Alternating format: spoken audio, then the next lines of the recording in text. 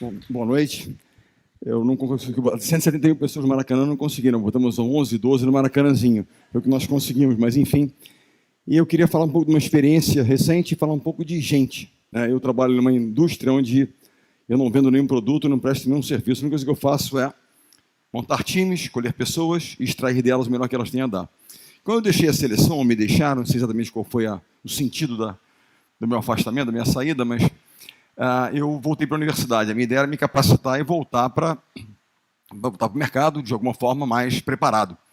Eu tive formado na PUC do Rio, há muitos anos atrás, em economia, e falei, vou voltar. E eu fui ao INSPER em São Paulo, vim à PUC aqui no Rio, minha alma mater, então, ao final, uma palestra, me convidaram para dar aula na área de empreendedorismo. E falei, poxa, empreendedorismo, eu tenho alguns empreendimentos, eu acredito em pessoas e tal, eu invisto, corro alguns riscos ali, e comecei a fazer. E comecei, entrei como professor numa área chamada liderança empreendedora. Noções de liderança para jovens empreendedores, que são muito bons em tecnologia aqui, mas têm dificuldade em lidar com pessoas, comunicação, enfim, são bons aqui em digitar, mas muitas vezes têm dificuldades em falar em público, em criar times, em cobrar, em receber feedback. Há poucas semanas atrás eu fiz uma dinâmica na aula, na turma. Toda segunda-feira a gente faz aulas lá.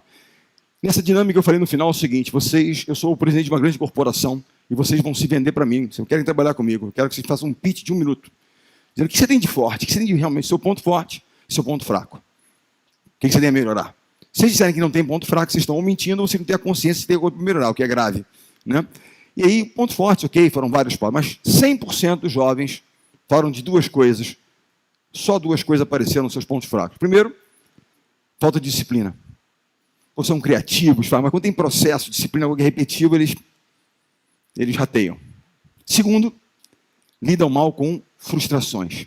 Qualquer não, hoje em dia, não, então eu desisto, eu saio, eu mudo, migro, rapidamente eles fazem. Portanto, por ter da perseverança, algo importante que a gente tem que... E eu fiquei pensando, olha que ferramenta interessante que a gente quase não usa, que é o esporte. No esporte, você tem que ser disciplinado para ter algum tipo de êxito. Ponto, a disciplina, repetição, disciplina, não é motivação. Vou falar depois um pouco de motivação e disciplina. E você lida com frustrações permanentemente. Você perde, você ganha, você é cortado da seleção, você é colocado no banco, você não é escalado. São frustrações permanentes, assim como vitórias, êxtases e frustrações. Tem que voltar no dia seguinte, melhorar, aprender. Eu sempre digo isso. Quando você aprende, você nunca perde. Aquela é uma lição de como você não deve fazer, o que você deve fazer diferente para não sentir aquele sentimento de novo.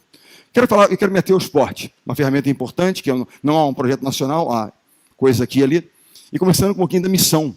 Eu sou jovem, qual é a nossa missão nessa história? E aí, falando de missão, eu me refiro a uma instituição chamada All Blacks, time de rugby da Nova Zelândia. É muito mais do que o futebol no Brasil. O rugby da Nova Zelândia é algo que remete à origem da nação. O Haka fala realmente das origens, das raízes de uma nação que se cria. Um jovem se tornar um All Black é a maior honraria que um kiwi, um jovem neozelandês, pode obter. E qual é a missão dele? Quando ele recebe aquela camisa e ele se torna parte daquele grande projeto nacional, quando ele deixar aquela camisa alguns anos depois, muitos anos depois, ele tem que deixar a camisa num ponto superior ao que ele encontrou, ou seja, agregar valor, somar, contribuir com o projeto. Essa é a missão dele. E aí eu tive uma experiência muito interessante. Essa foto é do dia 21 de agosto de 2016, dia da final olímpica aqui no Rio de Janeiro contra a Itália. O Sérgio Cadinha era o líbero do time, joga de azul, você vê uma manga amarela porque o time jogava de amarelo. Quando termina aquela partida, ele com 40 anos, chega no vestiário, tira a camisa dele sem conhecer a história dos All Blacks e fala, ele sempre me chamou de patrão, desde que chegou à seleção em 2001, ele é um menino de uma origem muito humilde, periferia de São Paulo, se transformou num líder, pelo exemplo. E o esporte transformou a vida dele, da família dele. Ele me chamava de patrão. Eu tinha vários apelidos na seleção. Ele me chamava de patrão, o Giba me chamava de chefe, o Gustavo, aquele ruivão grandão, me chamava de professor, mas todos me chamavam de psicopata. Porque eu tenho um livro de cabeceira que diz Only the Paranoid Survive. Ou seja, aqueles caras que têm quase uma paranoia em fazer, em realizar, em não desistir, em melhorar, e crescer, essa coisa da excelência. E aí ele me diz, patrão, estou deixando minha camisa com você num dos templos do voleibol brasileiro, para quem se lembra da geração de prata, Maracanãzinho, é um pouco o palco disso tudo. Estou deixando com você a minha camisa. Faça o que quiserem, ir para o chão, põe no museu, tal. Ele, 16 anos depois de ter ingressado na seleção comigo em 2001, ele deixava a camisa dele num ponto muito superior ao que ele tinha encontrado. Ele havia cumprido a missão dele, contribuído para um projeto de fazer do voleibol realmente uma referência mundial. E uma empresa vitoriosa, eu falo um pouquinho como uma empresa. Eu acredito nisso, num processo permanente de crescimento. Eu digo aos jovens na escola, é um processo de learning mode, está sempre on. Aprender, crescer. Pequeno crescimento, essa quase obsessão pela evolução. Quando você chega lá, outras palestras de um cara muito interessante, chamado Lou Holtz, que ele dizia o seguinte: o meu erro foi quando eu cheguei lá, que eu fiz um programa de futebol americano na Universidade Americana, vitorioso, eu pensava, eu tenho que me manter lá. Eu não tenho que me manter, eu tenho que continuar a crescer. Esse mindset de crescimento, de novas realizações, ele tem que permanecer conosco, e é um processo permanente. Quero contar um pouquinho rapidamente uma história. Eu cheguei à seleção em 2001, vindo do feminino, quero contar há 16 anos, senão não tenho tempo para falar dos 24 em seleções. Eu chego, me deparo com um momento de muito talento, era uma juventude com talento, mas uma empresa que era 6ª colocada no ranking mundial. E eu queria o quê? Queria chegar ao topo. Disciplina, tal. Comecei a ver. Quais as questões? Disciplina. A primeira coisa é disciplina. Disciplina é a ponte que liga os nossos sonhos, nossas realizações. Eu tenho um projeto, eu planejo como é que eu vou chegar lá. Se eu não cumprir aquilo no dia a dia, eu não vou chegar lá. Disciplina. Criar hábitos de excelência. Saber dizer não ao que você gosta, etc., para fazer aquilo que você quer fazer. Não, Bernardinho virá aqui para dar uma palestra de motivação. Será que todo dia nós acordamos motivados, 100% motivados, para fazer aquilo que devemos fazer? Mas se formos disciplinados, nós faremos. Aquele dia que você acorda meio cansado, você programou fazer um exercício físico, aí você vai lá e bate no seu despertador e põe um soneca lá, mas se você for disciplinado, você vai fazer. Se você não faz, você fica meio frustrado. A disciplina tem a ver com isso, sim. Realmente, coisas que, eu digo, o maior inimigo do crescimento é quando nós atingimos a zona de conforto. O desconforto, ele provoca essa busca por uma coisa melhor e tal, e eu, muito mais do que um treinador, eu me transformei num provedor de zonas de desconforto.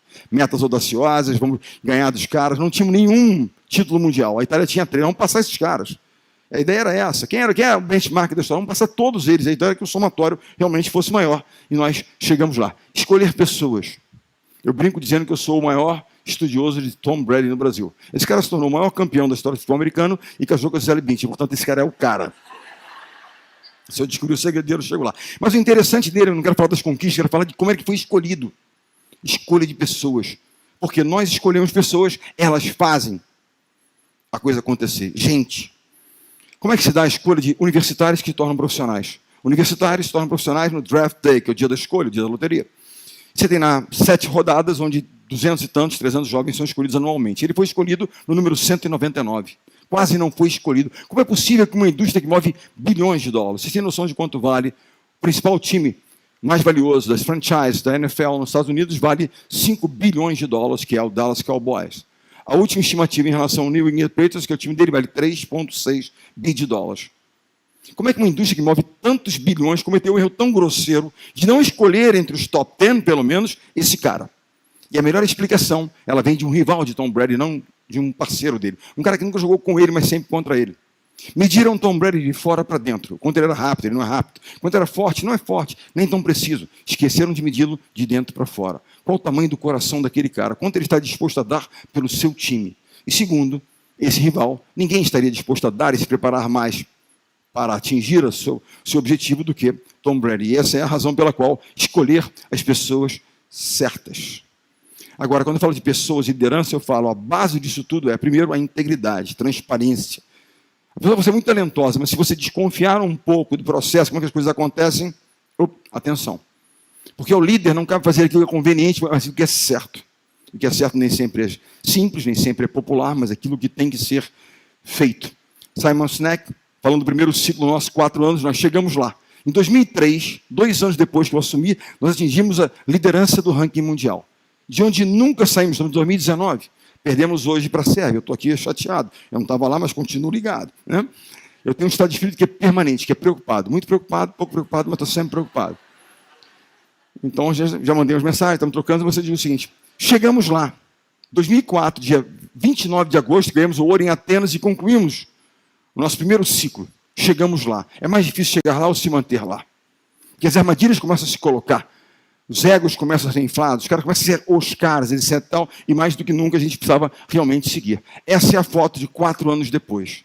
Parece mais a foto de um funeral, né, de um parente próximo da equipe, a foto de uma prata olímpica. Por quê? Porque os resultados do passado não nos garantem nada no futuro, a não ser expectativas e responsabilidades. O sucesso do antigo Rock in Rio só garante uma coisa, os organizadores, que é, temos que fazer um ainda melhor. Temos que conquistar um novo ouro. Caso contrário, nos decepcionaremos. E como é que a gente faz isso? Na verdade, primeiro, lideranças. lideranças que inspiram, batem meta com consistência, com o seu time, fazendo a coisa certa e evitando que o grande inimigo da construção do time, que são egos e vaidade fora de controle, se instaure. Michael Jordan tinha uma frase que era lapidar: eu posso até ganhar uma partida, mas jamais ganharei um campeonato. Por isso eu preciso de um time. Um dia, mas eu acredito em times, mas acredito em meritocracia. Um dia disseram ao Michael que ele tinha tido uma atuação um pouco egoísta, um pouco selfish e tal, não tinha passado muita bola e tal, e disseram: Michael, lembre-se que na palavra team não existe a letra I de eu. E ele então respondeu: mas lembre-se, na palavra win existe I. Ou seja, o talento ele é importante, mas que o talento realmente ele faça com que o time produza mais, faça a coisa realmente acontecer. Eu participo de alguns conselhos, e há conselhos onde a palavra que eles mais dizem, eu observo muito a postura das pessoas. Fala de nós, nós, nós. Há um outro conselho que nós estamos com a empresa sofrendo, onde o eu ali. E eu tenho distribuído um pouquinho desse livro chamado O Ego é Seu Inimigo. O problema é que eles não estão lendo. Portanto, a gente continua sofrendo daquela empresa onde as agendas são pessoais e não do coletivo. 4 anos depois eu descobri que o sinônimo da palavra quase é não. Eu quase bati a meta, eu não bati, eu quase entreguei, eu não entreguei. 4 anos depois, nós quase ganhamos o ouro de novo, mas ficamos no quase. 2-0 para nós, 21-19, no terceiro set, e nós perdemos para a Rússia. Lembram disso? Não é para lembrar, esquece que eu sou para burro. Então não é para lembrar disso. O fato é que nós perdemos. Como é que se aprende com as derrotas, com percalços? Não conseguimos entregar. Como é que se aprende?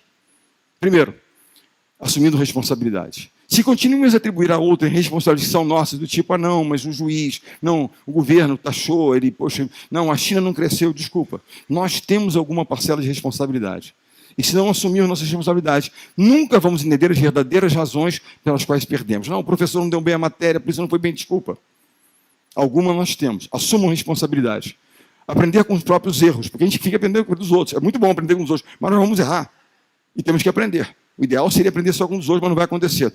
Faça aquilo que é certo, não aquilo que é conveniente. Isso era o que está na minha cabeça. Minha cabeça permanentemente. E seja resiliente. Essa questão de ser resiliente, porque nós perdemos a 4 pontos de um ouro. Quase fui demitido, obviamente, que uma prata olímpica no Brasil é algo para o voleibol complicado e tal. Mas nós precisamos resistir àquilo. Como resistir àquela frustração gigante? E continuamos trabalhando. E eu criando, fazendo. Me perguntam muitas vezes qual foi a decisão mais difícil que eu tive que tomar. As pessoas imaginam, quem acompanha o voleibol há algum tempo, porque houve realmente um corte que eu tive que fazer, e as pessoas diziam, naquele momento, eu cortei um grande jogador, Ricardinho. E as pessoas começaram então a me questionar. Não, botou o filho dele, nepotista, Bernardinho? Não, esse cara não dá. Tal. Vocês acham que se eu tivesse tomado uma atitude tão, como a imprensa quis fazer crer, tão injusta, incorreta, incoerente, parcial, o restante da equipe teria continuado a lutar por mim por tantos anos, eu me aceito como líder? Ou teria me rifado na condição de líder? E quando eu comunico o corte, eu pergunto, alguém quer falar alguma coisa? E alguém levanta a mão e fala, patrão já sabem quem é, o Sérgio Cadinho. Ele falou, se eu não tivesse feito nada, eu estaria pé da vida com você, que já esperavam que eu fizesse alguma coisa, porque estava vendo transgressão de valores. Isso não é uma avaliação de caráter. Os nossos valores são time, integridade, time, trabalho extremo, treinamento. Você não quer mais fazer parte de um time, não quer trabalhar com dedicação, com muita intensidade, não serve para o nosso time. Portanto, tive que fazer aquilo que era difícil. Era o dilema cultura, nossos valores e desempenho. Ele entregava, mas não estava dentro da nossa cultura. E eu tomei a decisão de privilegiar o time e a cultura, para que a gente pudesse subsistir nas batalhas seguintes. 16 anos depois, eu cheguei à seguinte conclusão, que o vencedor é apenas o perdedor que tentou mais uma vez. Não desistiu, seguiu em frente. Tentou de novo, assumiu responsabilidades, aprendeu. E é uma lição muito interessante de um almirante chamado Mark Raven, que foi comandante dos Navy SEALs, que é a 10ª lição de Mark Raven, que ele diz o seguinte, quando ele se alista para se tornar um Navy SEAL, é tão difícil se tornar um Navy SEAL, é um processo complicado, 150 jovens se alistam, 30 e poucos concluem o curso. Praticamente 130 desistem de se tornar Navy SEALs. Como é que se dá essa desistência? Há um sino no pátio central, o jovem vai lá e bate 3 vezes o sino, ele então desistiu de se tornar um Navy SEAL. Quem aqui nunca pensou em desistir? Em algum momento pensamos em desistir? Não vai dar, não vou conseguir. Né? Nós vamos encontrar sinos na nossa caminhada. E a mensagem é, nunca toquem o sino. Se tocarem o sino, vão se arrepender. No esporte a gente usa muito o pensamento de que pain is temporary, pride is forever. A dor é temporária, vamos sofrer, mas o orgulho de não ter desistido, de ter tentado, tal, será para sempre. E é o que nós tentamos fazer. E nós não podíamos desistir naquele momento. Havíamos perdido 2 partidas, já fazem. O jogo mais tenso da minha carreira, me perguntaram, qual foi o jogo mais tenso da sua carreira? Eu tenho que fazer um esforço danado, porque eu sou um cara tão tranquilo, não lembro dos jogos tensos, mas enfim. Foi o jogo contra a França, em 2016. Nós havíamos perdido 2 partidas na fase de classificação, a França também. Quem perdesse aquela partida na fase de classificação, voltaria para casa em 9º lugar. Se nós tivéssemos perdido aquela partida e voltado para casa em 9º lugar, não estaria falando com vocês aqui hoje. Estaria ali perto do Corcovado, também eu, né? Aqui já é Bernardinho, que ia me classificar. Em 9º lugar no Rio de Janeiro, uma seleção com tantas expectativas positivas não ia dar certo. Mas o fato é que aquela partida nós vencemos e seguimos em frente. E aquele foi o momento decisivo onde nós não tocamos o sino e fomos um time antes de qualquer coisa. E talvez, com a geração menos talentosa, em comparação ao primeiro, é uma boa geração, mas não se compara em talento ao primeiro. Essa foi a mais resiliente. A mais resiliente. Criticada, duvidada, e não venceu porque tinha mais talento. Ela venceu porque determinação, treinamento extremo e um propósito. Eles queriam provar que eram dignos representantes de um esporte vitorioso. E conseguiram, na situação mais extrema, que é jogar em casa, sob pressão, com toda a imprensa em cima e tal, e realmente foi, né, o momento mais difícil que eles souberam resistir a isso. Lembre-se de uma coisa, valores, cultura, propósito. Mas lembrem-se que o líder é o guardião de valores. Certamente, na empresa, nós temos valores da empresa, muitas vezes está lá exposto, às vezes está em algum lugar. Em casa, nós vamos botar na porta de casa os valores. Né? Nós temos filhos adolescentes, nós negociamos permanentemente. Né? Eu tenho uma filha de 17 anos, amigo de alguns dos nossos alunos que estão aqui, negocio muito com ela, estou pensando em fazer direito agora para melhorar a minha capacidade de negociação, que eu estou perdendo sempre, mas estou tentando negociar. A gente negocia, né, que horas podem voltar, onde elas podem ir, e tal. Mas não negociamos integridade, respeito. Isso não se negocia, são os valores. O líder é o guardião desses valores. Para que a gente possa ter realmente a cultura, a força da nossa empresa, do nosso projeto, da nossa estrutura. E eu queria fechar passando um vídeo, né, e falar um pouquinho da importância do esporte. Ok.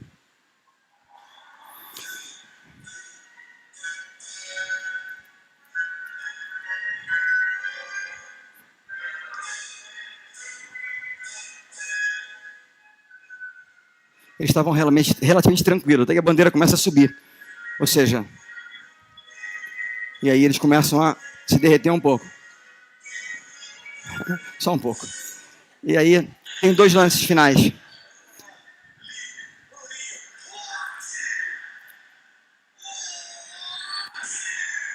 E agora o último ponto.